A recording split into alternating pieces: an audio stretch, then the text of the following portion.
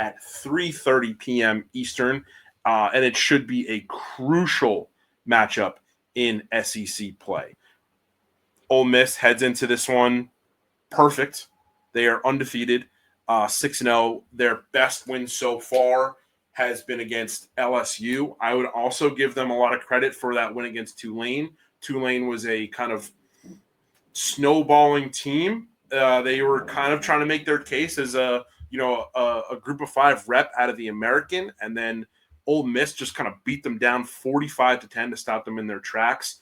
And then obviously 2 weeks ago, their win over LSU 24-19 kind of put them in the driver's seat atop the SEC.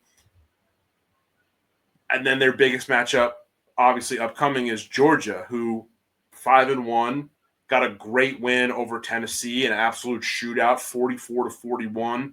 But like we've seen in many years past, especially in this decade, they could not once again get over the hump against Alabama. They lost 24-21 for their first loss of the year, first loss in SEC play.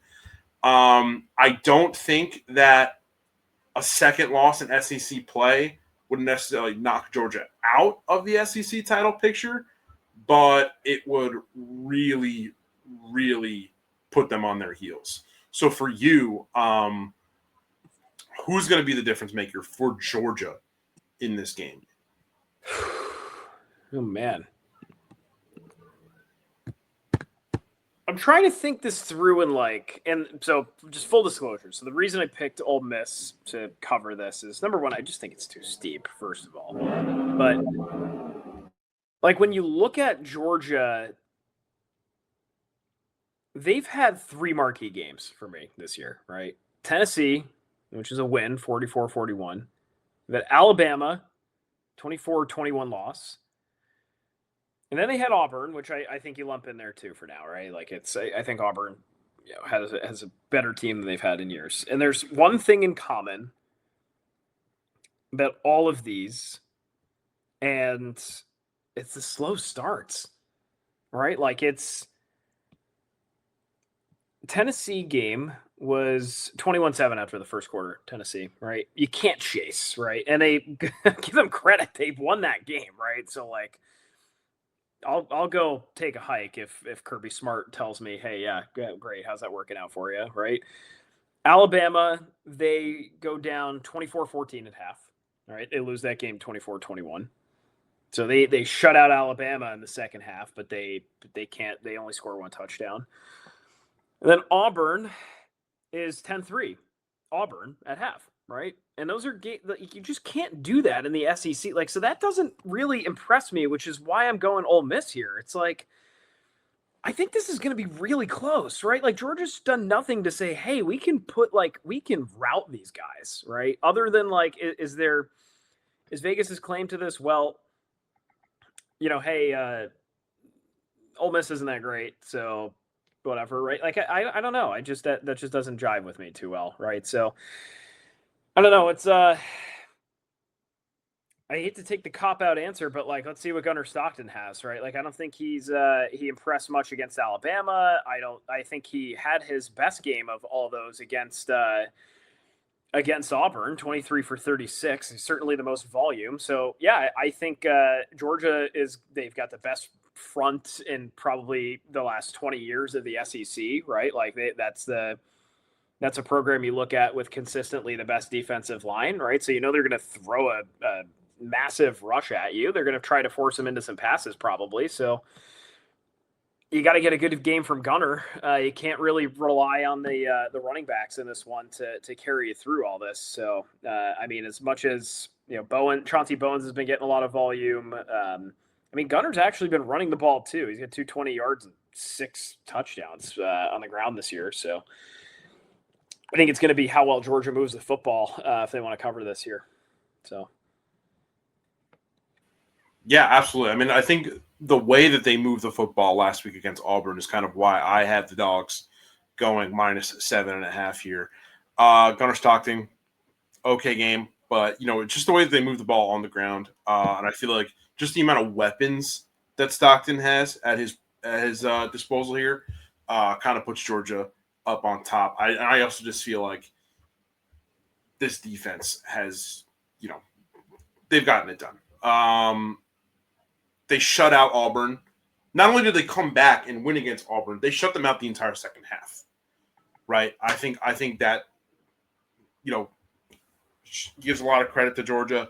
So I think that's why I'm going Dogs. Yeah, and look, I think a very real conclusion we can all arrive at is that Georgia will win this football game, right? Like I actually do think if I were taking the money lines, I would take Georgia on this, right?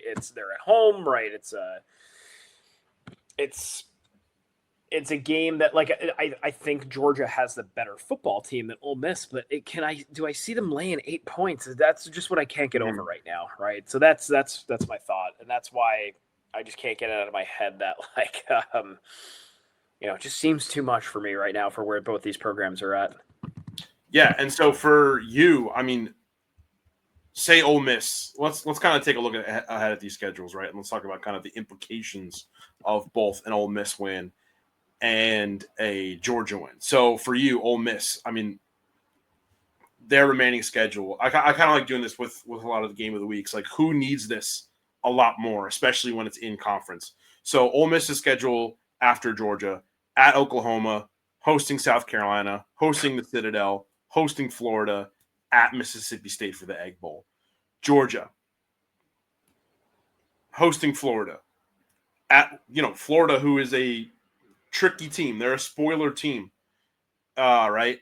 At Mississippi State, hosting Texas, hosting Charlotte, hosting Georgia Tech. I think Georgia needs this a lot more. Yeah, I would say so. Like Ole Miss reading that schedule out. I mean, they took care of business earlier in the year. I think a solid win over Arkansas when they were kind of still in the mix.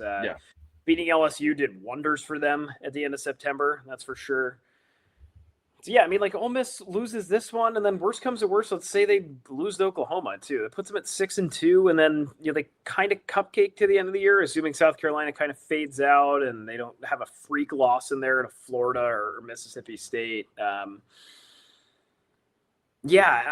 Georgia just needs this more, right? Like they need to win this game because at worst, Ole Miss goes 9-2 or whatever it is. You'd have to think, right?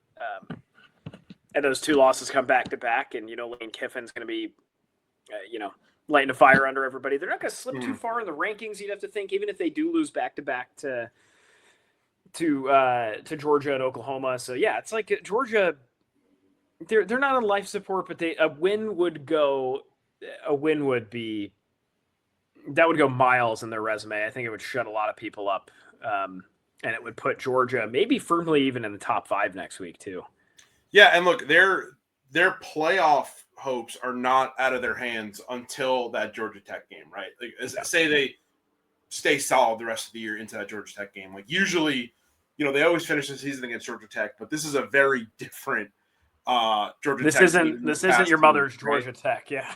Yeah, so it still gives them a chance to make the playoffs, but I think if you're Kirby Smart, I think you're saying to your guys, like, look, our shot at the SEC championship is kind of out of our hands by mid-November. These next 3 to 4 games are like the bread and butter, like the meat and bones, I should say, of our schedule. Like these are the most important games if we want to make the SEC championship game. Because, Ole Miss is playing SEC opponents all the way through the end of the year. So that'll be very crucial. Yeah.